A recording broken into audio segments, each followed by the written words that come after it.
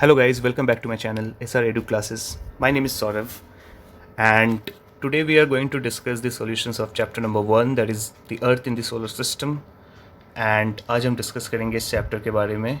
Chapter तो हमने discuss किया है, आज इसके सॉल्यूशंस के बारे में डिस्कस करेंगे. तो इसमें कुछ क्वेश्चंस है जिसके बारे में मैंने आपको बताया था लास्ट चैप्टर में, लास्ट वीडियो में. तो चलिए आइए स्टार्ट करते हैं. So the first question is, how does a planet differ from a star. ठीक है, इट्स वेरी सिंपल. जैसे कि मैंने आपको लास्ट वीडियो में बताया था, आपको याद होगा. प्लैनेट क्या होता है? प्लैनेट इज़ समथिंग जिसके पास अपनी खुद की हीट या लाइट नहीं होती. ठीक है, वो स्टार्स या फिर सन से अपनी लाइट इमिट करते, मतलब लाइट आती है उनमें से. And on the other hand, what is a star? Star is something जिसकी अपनी खुद की लाइट होती है, हीट भी होती है, एंड गैसेस भी होते हैं उनमें. ठीक है, सो this is basically the difference between a planet and a star.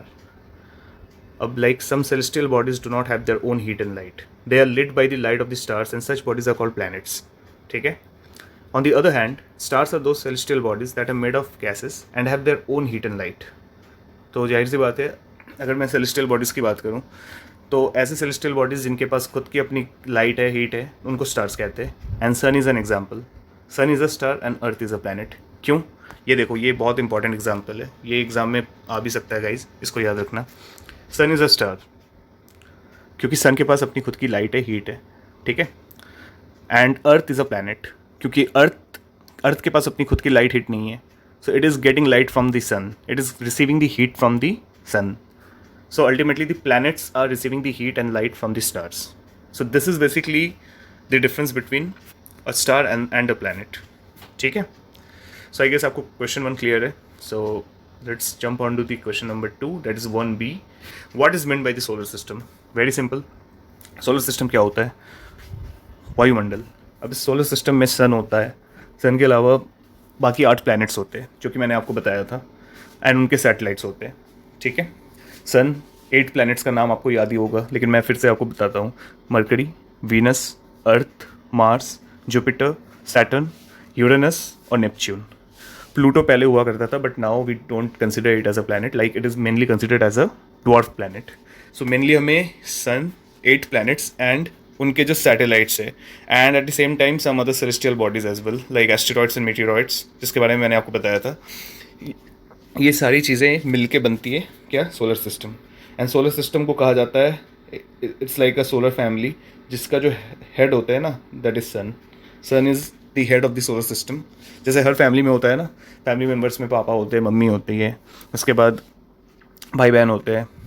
तो सबसे जो हेड ऑफ द फैमिली, ठीक है, वो मोस्टली पापा ही होते हैं, सब मतलब सारी फैमिली में. या फिर किसी के अगर ग्रैंडफादर है तो वो हेड ऑफ द फैमिली हो जाते हैं. ठीक उसी तरीके से sun is the head of the solar system, solar family. ठीक है. So I guess you are clear with this question number 2. So let's start with the question number 3. Name all the planets according to their distance from the sun. मैंने आपको बताया था guys कि सारे planets के अपने अपने डिस्टेंस है सन के रिस्पेक्ट से. तो किसी की डिस्टेंस बहुत ज़्यादा है, किसी की डिस्टेंस थोड़ी कम है, किसी की बहुत ज़्यादा कम है. तो अब मैं अगर मरकरी की बात करूँ तो Mercury is the closest planet to the sun. अब देख सकते हो इसकी 57.9 मिलियन किलोमीटर डिस्टेंस है. ठीक है. वीनस इज़ 108.2, उससे थोड़ा ज़्यादा. अर्थ जहाँ पे हम रह रहे हैं वहाँ पे इट्स 149.6, ऑलमोस्ट 150 मिलियन किलोमीटर्स. ठीक है. मार्स का है 227.9, Jupiter is 778.3 million kilometres, Saturn is 1427 million kilometres. अब जैसे जैसे आप आगे बढ़ते जाओगे, इसका डिस्टेंस जो है ना, ये डिस्टेंस बढ़ता ही चला जाएगा सन के रिस्पेक्ट से. यूरेनस का 2871 किलोमीटर है. ठीक है. एक मिनट. हाँ, यूरेनस का 2871 किलोमीटर, नेपच्यून का 4497 kilometre. So these are basically the 8 planets that are there in the solar system and their distances are given now. तो आपको क्या करना है गाइज, ये तो समझने वाली कोई बात नहीं है, इसमें आपको थोड़ा सा याद करना पड़ेगा, थोड़ा सा आपको रटना पड़ेगा ये जो डिस्टेंस है. ठीक है. तो इनको आप याद रखना. आप ज़रूरत पड़े तो वीडियो को स्किप मत करना, वीडियो को बिल्कुल स्टिल करके आप देख सकते हो. ठीक है. वीडियो को पॉज करना, इनको अच्छे से देखना. एक जगह चाहो तो आप नोट्स भी बना सकते हो, because this are very important and ऐसे क्वेश्चन आ सकते हैं एग्जाम में, ठीक है। तो इसको याद रखना आप। एंड ये फिगर देखो, इस फिगर में भी आप देख सकते हो सन के मुकाबले सबसे पहले मरकरी आता है, then Venus, then Earth, then Mars, then Jupiter, then Saturn, Uranus and then Neptune. तो इस तरीके से इसके डिस्टेंस बढ़ते जाते हैं as according to the placement from the sun, ठीक है। So now coming to the question number 4, why is the Earth called a unique planet. जाहिर सी बात है, अर्थ में लाइफ है, life is existing in the Earth. किसी और प्लैनेट में अभी भी लाइफ नहीं पाई गई है, because Earth has got water, air, ठीक है, oxygen. So that's the reason. And the temperature is also like moderate. It's neither too hot not too cold. बहुत ज़्यादा गर्मी भी नहीं है, बहुत ज़्यादा ठंड भी नहीं है, as compare to the other planets. Other planets में क्या होता है, एक्सट्रीम हो जाता है। लाइक फॉर एग्जाम्पल अगर मैं मरकरी और वीनस की बात करूँ तो दे आर एक्सट्रीमली हॉट। अगर मैं जुपिटर, सैटर्न की बात करूँ या नेपच्यून की बात करूँ तो they are extremely cold. So that's the reason Earth is the only suitable planet to live. And यहाँ पे लिखा हुआ है the Earth is the third nearest planet to the sun. Mercury Venus के बाद आता है। Conditions favourable to support life and are probably found only on the Earth because it is neither too hot not too cold, ठीक है। जैसे कि मैंने आपको बताया, the earth has water and air which are essential for our survival. The air has life supporting gases like oxygen.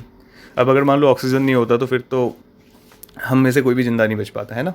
तो oxygen आपको किसी भी दूसरे प्लैनेट में नहीं मिलेगा सिवाय अर्थ के। This makes Earth a unique planet in the solar system. So this is the reason why Earth is called a unique planet and is the only planet where the life exist, ठीक है। Now coming to the question number 5, why do we see only one side of the moon always? याद करो guys, ये मैंने आपको बताया था, ठीक है। हमें सिर्फ एक साइड ही क्यों दिखता है मून का? इसका रीज़न, सबसे बड़ा रीज़न ये है दैट मून जो होता है वो अर्थ के अराउंड मूव करता है एंड इट टेक्स 27 डेज। मतलब पूरा एक चक्कर काटने में उसे 27 दिन लगते हैं, ठीक है। एंड ये बहुत इंपॉर्टेंट पॉइंट है, it takes exactly the same time to complete one spin, ठीक है। यही रीज़न है दैट अगर किसी ने पूछा that why we can only see one side of the moon, तो आप बताओगे कि moon it takes 27 days to move around the Earth and it takes the same time, exactly the same time to complete one spin as well. And that is the moon rotates on its axis. ये देखो, that is the moon rotates on its axis at the same rate that the moon orbits the earth, ठीक है। तो rotation revolution almost एक हो जा रहा है, ऑलमोस्ट क्या पूरा ही एक है। And that's the reason we can only see one side of the moon, we cannot see the other side, ठीक है। only one side of the moon is visible, so that is the reason why हम एक ही side देख सकते हैं moon को, ठीक है। now coming back to the next question, what is the universe? A galaxy is a huge system of billions of stars and clouds of dust and gases. Millions of such galaxies made up the universe. सबसे पहले universe जानने के लिए हमें ये जानना होगा that what is Galaxy. मैंने आपको बताया था दैट गैलेक्सी एक बहुत, जिसको कहते हैं ना बिल्कुल सौरमंडल, is a huge system of billions of stars. मतलब बहुत सारे लाखों करोड़ अरबों तारे दिखेंगे आपको उसमें। Clouds of dust and gases, मतलब गैसेस और डस्ट, धूल और गैसेस मिल के जो एक क्लाउड सा बनता है ना बिल्कुल सोलर सिस्टम में, लाइक वो सारी चीज़ें कंबाइन करके क्या बनती है, गैलेक्सी। और अब मिलियंस ऑफ गैलेक्सीज, यानी कि लाखों गैलेक्सी अगर एक साथ हो, ठीक है, तो वो क्या बन जाती है फिर, यूनिवर्स। तो millions of such galaxies make up the universe, ठीक है। सबसे पहले अगर किसी ने पूछा यूनिवर्स क्या है, वो तो बोलना कि Galaxy is a huge system of billions of stars and clouds of dust and gases, जैसे कि यहाँ पे लिखा हुआ है, and millions of such galaxies form universe, ठीक है। नाउ क्वेश्चन नंबर 2 यहाँ पे दिया हुआ है, the planet known as the Earth's twin. मैंने आपको बताया था गाइस, अर्थ्स ट्विन किसको कहते हैं, वीनस को। Venus is considered as Earth's twin, क्यों? क्योंकि इसका जो शेप होता है ना, इसका शेप, इसकी साइज जो है ना, it is very much similar to the अर्थ।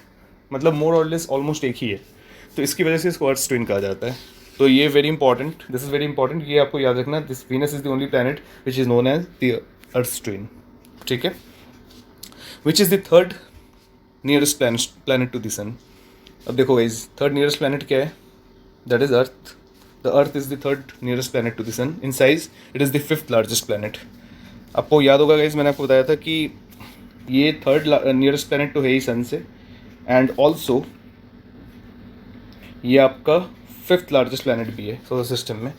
यानी कि टोटल आउट ऑफ 8 प्लैनेट्स, अर्थ से 4 प्लैनेट्स बड़े हैं। उसके बाद फिफ्थ में इसका नंबर आता है, एंड देन इसके बाद 3 more planets. There are 3 more planets which are smaller in size as compared to Earth.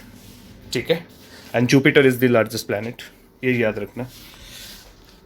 Now question number 2C. All the planets move around the sun in a, ये multiple choice question है. देखो, circular path, rectangular path, elongated path. अब बताओ guys इसका answer क्या होना चाहिए. सारे प्लैनेट्स जो है सन के अराउंड घूमते हैं, रेक्टेंगुलर पाथ में, सर्कुलर पाथ में, या फिर एलोंगेटेड पाथ में. एलोंगेटेड पाथ में घूमते हैं. All the 8 planets of solar system move around the sun in fixed paths. सबसे इंपॉर्टेंट है कि वो अपने अपने फिक्स्ड पाथ, फिक्स्ड ऑर्बिट में रोटेट करते हैं. ठीक है, और ये जो पाथ्स होता है ना, इनको एलोंगेटेड, ये they are actually elongated and they are called orbits. जैसे कि मैंने आपको बताया, they are actually moving in their own orbits and this paths are elongated. तो एलोंगेटेड होने की वजह से, ठीक है, उनको ऑर्बिट कहा जाता है. तो अपनी अपनी ऑर्बिट्स होती है सबकी. अब क्वेश्चन नंबर 2D की अगर मैं बात करूँ तो pole star indicates the direction to the north.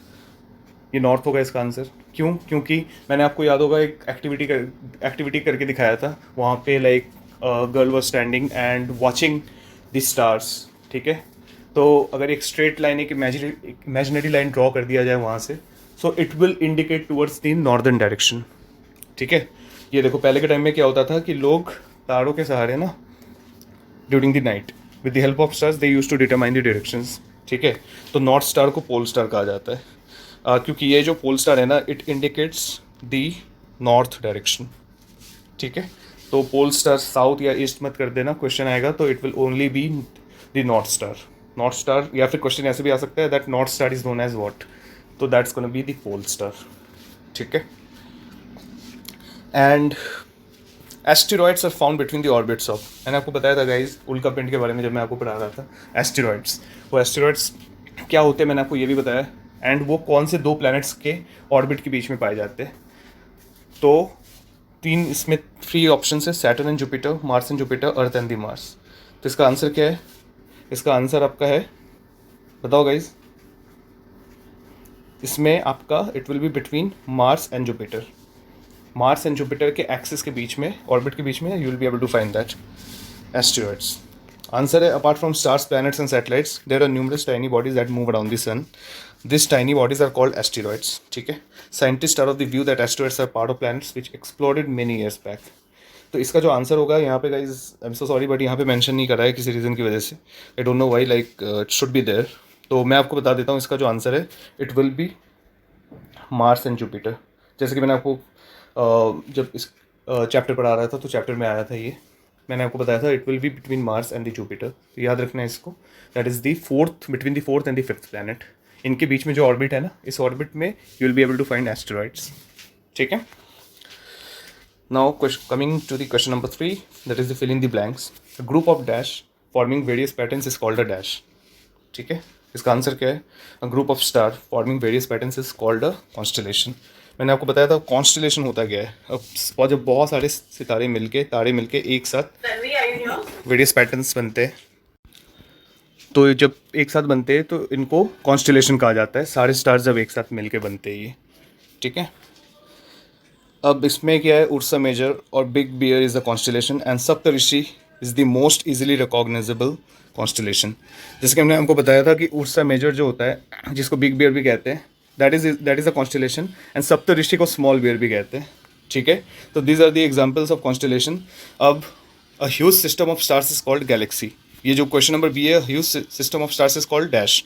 मैंने आपको अभी बताया थोड़ी देर पहले, that is known as galaxy. ठीक है, there are billions of galaxies that forms the universe. Our solar system is a part of Milky Way galaxy. मैंने आपको मिल्की वे के बारे में बताया था, which is also known as आकाश गंगा. ठीक है, हमारे इंडिया में इसको आकाश गंगा के नाम से भी जाना जाता है. It's this Milky Way galaxy को. ओके, अब क्वेश्चन ये है that is the dash is the closest celestial body to our Earth. So the answer is going to be moon. Moon is the closest celestial body. ठीक है, जिसका distance है 3,84,400 kilometres. अगर सन की बात की जाए so it's more than 150 million kilometres, but moon का उसके कंपेरेटिवली बहुत कम है. It's only 3,84,400 kilometres, but still भी बहुत, मतलब स्टिल देखा जाए तो बहुत ज़्यादा है. तो बट स्टिल अगर मैं मून की बात करूँ तो moon is the only satellite of the Earth. Earth की सिर्फ एक सैटेलाइट है, दैट इज़ द मून, और उसकी जो डायमीटर है दैट इज़ 1/4 ऑफ द अर्थ, यानी कि 1/4 उसका जो डायमीटर है that is only 1/4 of the अर्थ। ये भी याद रखना गाइज, ठीक है। एंड ये क्वेश्चन है, last question is dash is the third nearest planet to the sun, that is Earth. Third nearest कौन सा है? अर्थ है। बताइए आपको गाइज क्यों? क्योंकि सबसे पहले मरकरी आता है, Mercury is the closest planet, then comes Venus and then Earth, ठीक है। And the last question is, चलो अर्थ के बारे में कुछ और दिया हुआ है, ये भी पढ़ लो। Life supporting conditions are found only on the Earth. From the outer space Earth appears blue because it's 2/3 surface is covered with water. It is therefore called a blue planet. ठीक है। एंड लास्ट क्वेश्चन है, planets do not have their own dash and dash. So answer is heat and light. ये भी मैंने आपको बताया, क्योंकि heat and light नहीं होती है इसकी वजह से planet is not a star, ठीक है। एंड प्लैनेट का एग्जांपल जैसे मान लो अर्थ, तो अर्थ की अपनी कोई हीट एंड लाइट नहीं है, so they are actually getting the heat and light from sun, ठीक है, which is also a star. तो planets are lit by the light of the stars. The word planet comes from the word Greek word planetal, which means wanderers, जैसे कि मैंने आपको बताया था chapter के स्टार्टिंग में। And the earth get its heat and light from the sun. इसकी जो हीटर लाइट है वो सन से ही आती है हमें। So sun is a star and earth is a planet, and this is basically the difference between the star and the planet as well, ठीक है। तो गाइज इतने सारे क्वेश्चंस थे इस चैप्टर के, आई गेस आपको ये क्लियर हो गया होगा। तो ये क्वेश्चंस आप खुद भी सॉल्व करना, एंड अगर कोई भी डाउट हो, किसी भी तरह की प्रॉब्लम हो, so please do comment and I am going to answer back. एंड उसके बाद अगली वीडियो में मैं आपको नेक्स्ट चैप्टर के बारे में बताऊंगा, which is also going to be related to the universe and the solar system only. So till then stay tune, stay happy and keep studying hard, and मैं आऊँगा अगले वीडियोज़ में। So and please like, share and subscribe this channel guys, okay. So मिलते हैं अगली video में। Take care, stay happy, bye bye.